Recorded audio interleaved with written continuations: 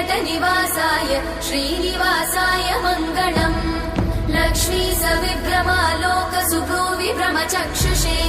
चक्षुषे सर्वलोकानां वेङ्कटेशाय मङ्गलम् श्रीवेङ्कटाद्रिशृङ्गाग्रमङ्गलाभरणाङ्गये मङ्गलानां निवासाय श्रीनिवासाय मङ्गलम्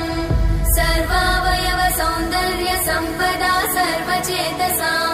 सदा सम्मोहनायास्तु वेङ्कटेशाय मङ्गलम्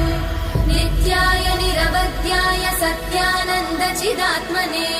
सर्वान्तरात्मने श्रीमद् वेङ्कटेशाय मङ्गलम् स्वतः सर्वविदे सर्वशक्तये सर्वशेषिने सुलभाय सुशीलाय वेङ्कटेशाय मङ्गलम्।